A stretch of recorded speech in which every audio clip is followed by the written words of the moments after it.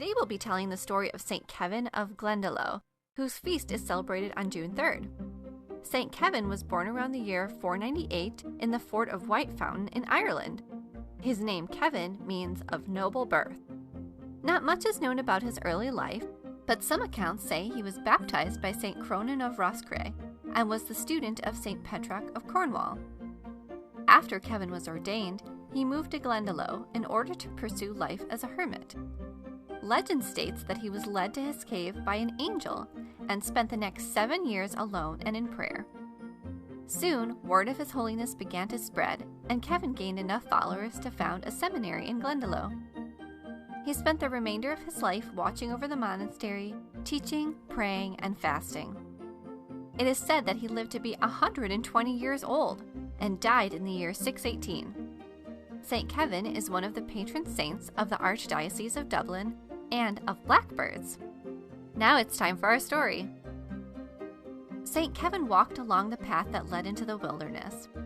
The Irish countryside was as beautiful as ever, sparkling green in the sun.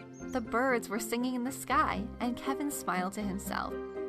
He had learned to love his life in community with others, but he also loved his special time away each Lent to pray and fast.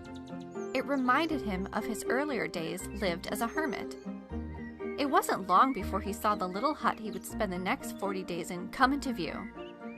It was very, very small. Barely a hut at all, really, but it kept off the sun and the rain and allowed Kevin to pray and read without full exposure to the elements. Kevin went inside and closed the door behind him. He let out a big sigh and sat down for evening prayers.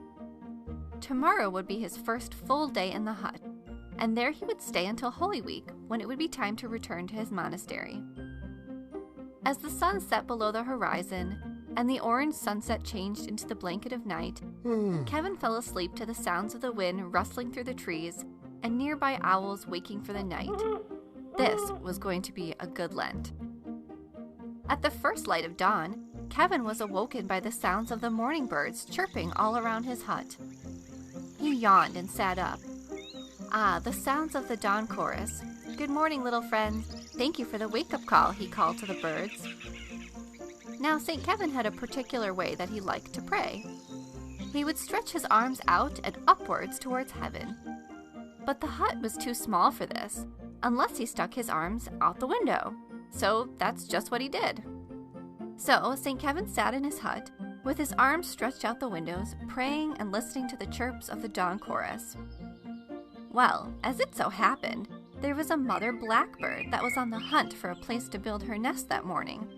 And seeing St. Kevin's hand, she thought it looked like a lovely spot to live. She plopped herself down on his palm, and before he realized what was happening, she laid her eggs. St. Kevin opened one eye and looked out the window. There was the mother blackbird, roosting on her eggs, all puffed up and content, clearly pleased with this warm, ready-made nest she had found. Well, he thought, I guess I'll just wait it out? It can't take that long for eggs to hatch, can it? Blackbird eggs take about 14 days to hatch, but St. Kevin didn't know that. As the days went by, his poor arm became more and more sore. But the love in his heart for this one little creature and her babies was stronger than the pain in his throbbing arm. He held her and her eggs, day after day, night after night. Some days were harder than others. This did not feel good. He couldn't move much, he couldn't sleep comfortably, and well, this just hadn't been part of his plans. He knew Lent was about sacrifices, but he hadn't planned to sacrifice using his whole arm.